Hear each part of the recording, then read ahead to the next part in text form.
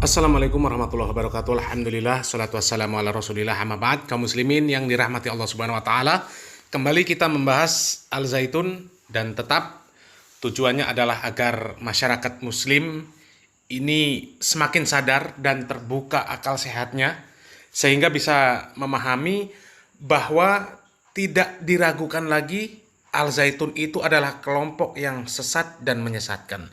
Dan kembali kita tampilkan bukti-bukti kesesatan kelompok Al-Zaitun yang dipimpin oleh Panji Gumilang. Kita simak video ini. Bisa ceritakan, Syekh, waktu yang kami tahu, Syekh dan rombongan membawa anak-anak Al-Zaitun juga ke gereja GPB Koinonia di Matraman, Jakarta Timur. Apa keinginan Syekh untuk menunjukkan pada publik Indonesia inilah toleransi? Saya tidak ingin menunjukkan, saya melakukan kata hati toleransi saja. Adapun nanti orang lain mengatakan kok begitu ya toleransi, silakan. Kalau nggak setuju silakan, setuju silakan, nggak setuju silakan. Itu persahabatan. Kalau persahabatan pribadi sudah sering. Saudara-saudara kita dari Koinonia sudah pernah datang. Nah, saya datang. Di majelis gereja saya. Malah disuruh pidato di altarnya itu.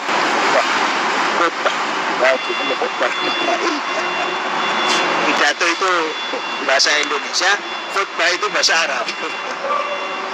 Kami juga mengamati Syekh bergaul dengan banyak kalangan, termasuk di komunitas kami misalnya wartawan senior Bapak C. Robin Simanunlang ini, ada juga tokoh gereja yang kami banggakan, Aman Syahaan dulu yang mengajarkan Ibrani di Al-Zaitun, bahasa Ibrani. Banyak tokoh Kristiani yang datang ke Al-Zaitun belajar di Syekh. Bagaimana menjaga persahabatan ini kita tidak terganggu karena agama kita? Ya, nggak bisa bersahabat kalau kita terganggu agama. Agama jangan dijadikan pengganggu. Agama itu penentram hati. Dan sifatnya pribadi. Nggak bisa jadi pengganggu. Selama kita itu manusia, kemudian sahabat-sahabat kita itu juga manusia, apa yang menjadi penghalang? Belum kita tumpahkan kasih sayang kepada ternak yang kita pelihara. Ternak. Nah, kenapa sesama manusia jadi penghalang agama? Berarti beragamanya nggak benar. Bukan agamanya, beragamanya tidak benar. Beragama untuk membentuk pagar persahabatan. Kemarin kan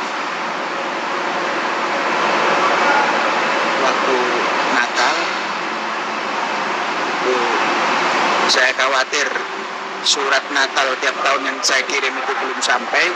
Udah kita ucapkan di masjid, masukkan gitu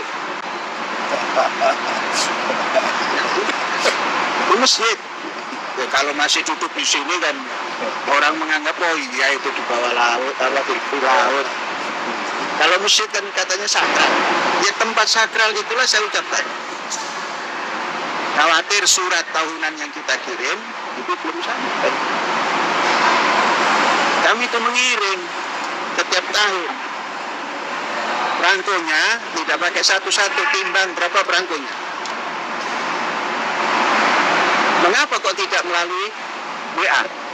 WA itu nggak ada artinya, hanya baca ilah. Kalau kertas yang datang, wah ini ada risalah. Baru ada Zaitun, simpan. Itu sarana untuk mendekatkan persahabatan.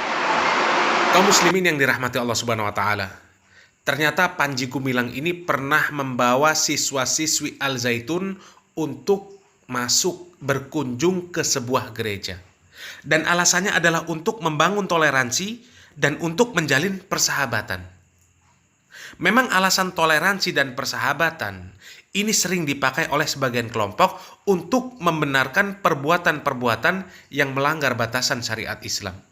Sehingga mereka bermudah-mudahan untuk masuk ke dalam gereja. Dan lebih parah lagi, mereka ikut ritual ibadah di dalam gereja. Bahkan ada yang sholat di dalam gereja, berbuka puasa bersama di dalam gereja. Bahkan Panji Gumilang ini mengajarkan orang-orang di Al-Zaitun untuk menyanyikan nyanyian-nyanyian Yahudi. Dan video tersebut viral. Jadi dengan alasan toleransi, Panji Gumilang ini mengajak untuk saling mengamalkan agama.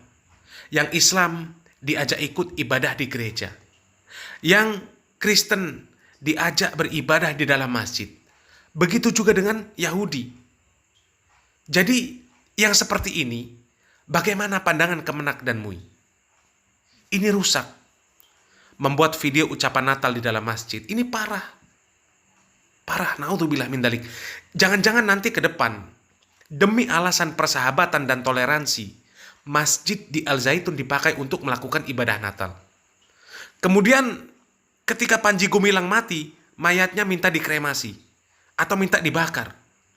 Dan boleh juga kelompok Al-Zaitun nanti melakukan yang seperti itu.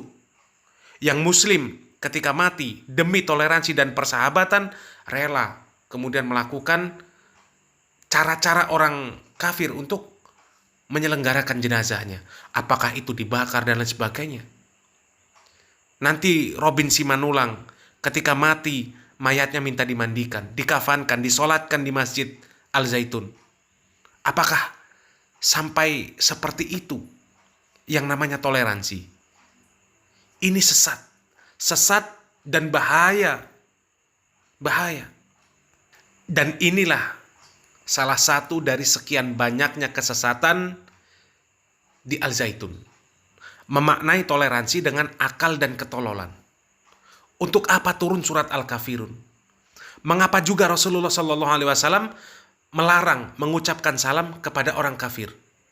Mengapa ada aturan hak dan kewajiban antara seorang muslim dengan muslim yang lainnya?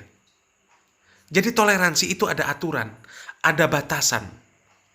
Toleransi itu membiarkan mereka menjalankan agama mereka. Tidak boleh mengganggu. Bukan saling bergantian melakukan ibadah agama masing-masing. Itu namanya toleransi. Toleransi ala Al-Zaitun. Rasulullah SAW tatkala masuk pertama kali di kota Madinah, Rasulullah SAW mendapati kondisi umat yang pluralis, majmu', heterogen.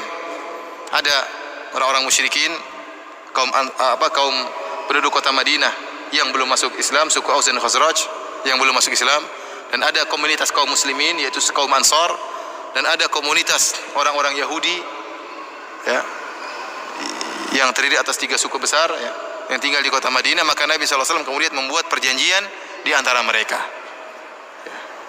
Dan dalam perjanjian tersebut Nabi SAW membenarkan orang Yahudi untuk beribadah, tidak dipaksa untuk masuk Islam. Ini bisa kita terapkan juga di kondisi seperti negara kita yang juga majemuk, anggotanya adalah heterogen ya. Maka masing-masing silakan menjalankan ibadahnya masing-masing. Kita toleransi dari sisi kita biarkan mereka beribadah, jangan ganggu. Kalau mereka sedang merayakan acara perayaan mereka, kita biarkan, jangan kita ganggu. Karena kita bukan sedang berada di suatu negara yang menegakkan hukum Islam secara total. Tapi kita berada dalam suatu negara yang menegakkan sebagian hukum Islam dan sebagian ditinggalkan. Oleh karenanya kita membiarkan mereka menjalankan ibadah mereka. Kita toleransi terhadap mereka. Namun toleransi tidak mengharuskan kita mencampur baurkan antara akidah kita dengan akidah mereka, ibadah kita dengan ibadah mereka. Karena sebagian orang toleransinya kebablasan. Ini yang kita khawatirkan. Contohnya mereka ada acara misalnya Natalan, maka kita ikut-ikut mengucapkan selamat Natal, selamat lahir Tuhan ya. Masa kan selamat lahir Tuhan kan lucu. Tuhan kok dilahirkan?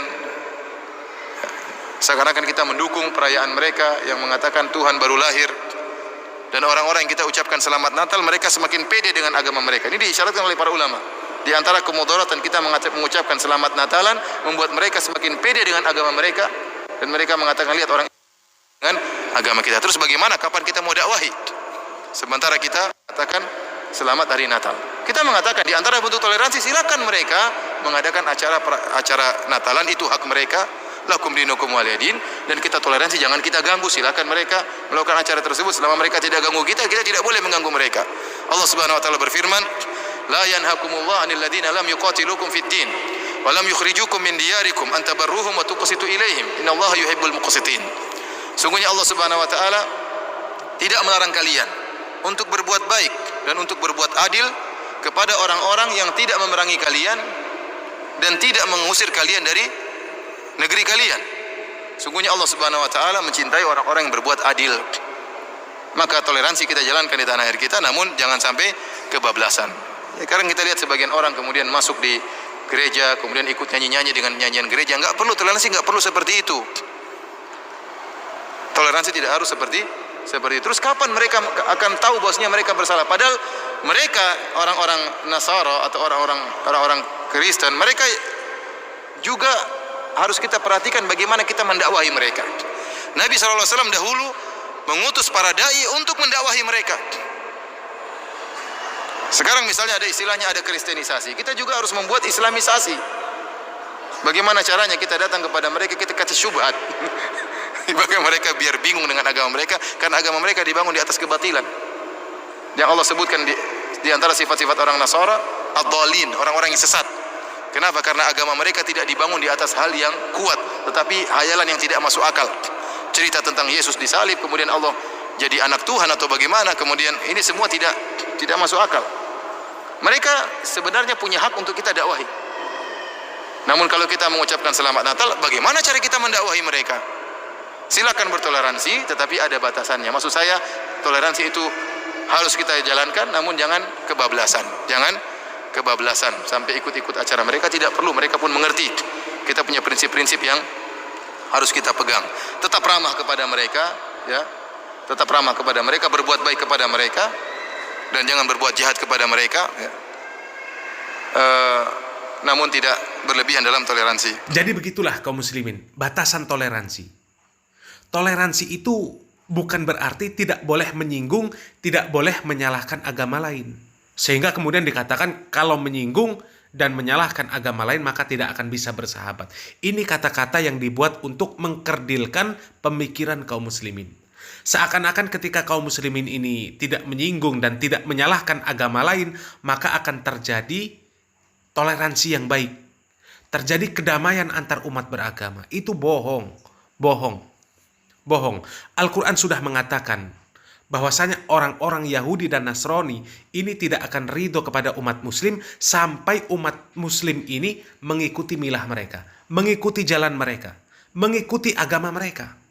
Walang tardo angkal yahudu walan nasoro hatta tattabi'a millatahum. Jadi kalau dengan alasan toleransi kaum muslimin dilarang untuk menyinggung, dilarang untuk menyalahkan agama lain, maka itu namanya jebakan Batman. Itu jebakan orang kafir, supaya kaum muslimin ini tidak lagi berdakwah, tidak lagi menjelaskan mana tauhid, mana syirik, mana ibadah, mana muamalah. Mustahil berdakwah tidak mengatakan la ilaha illallah, tidak menyerukan la ilaha illallah, karena itu adalah asas utama untuk menjadi seorang muslim. Allah Subhanahu wa taala mengatakan di dalam Al-Qur'an, "Dzalika bi annallaha huwal haqq wa anna ma yad'una min dunihil batil." Yang demikian itu dikarenakan Allah adalah sesembahan yang hak, sesembahan yang benar. Adapun segala sesuatu yang mereka sembah selain Allah, itu adalah sesembahan yang batil. Mustahil berdakwah tidak mengatakan bahwasanya sesembahan selain Allah, apakah itu dinamakan Yesus, apakah Yahweh, apakah dinamakan sebagai dewa, apakah itu dewa Brahma, Siwa dan sebagainya, semuanya itu adalah sesembahan yang batil. Tidak mungkin tidak mengatakan seperti itu. Dan apakah mereka tidak akan tersinggung Tuhan mereka disebut sebagai sesembahan yang batil? Jawabannya pasti tersinggung. Begitu juga dengan kita, kaum muslimin. Kita harus mengetahui, harus memahami bahwa mereka pun juga seperti itu. Mereka menganggap Tuhan yang benar itu adalah Yesus, Yahweh, Brahma, Siwa dan sebagainya, bukan Allah. Allah bagi mereka itu sesembahan yang batil. Makanya mereka tidak mau mengakui Allah sebagai Tuhan. Dan apakah kita kaum muslimin tidak tersinggung ketika Allah dikatakan sebagai sesembahan yang batil? Kalau kita tidak tersinggung, berarti otak kita didengkul. Otak kita ini otak yang batil. Hati kita hati yang batil. Perlu dibenahi. Semoga yang sedikit ini bisa difahami. Salam waras, salam akal sehat. Selalu serukan tuntutan agar pemerintah ini membubarkan Al Zaitun. Barakallahu fikum. Wassalamualaikum warahmatullahi wabarakatuh.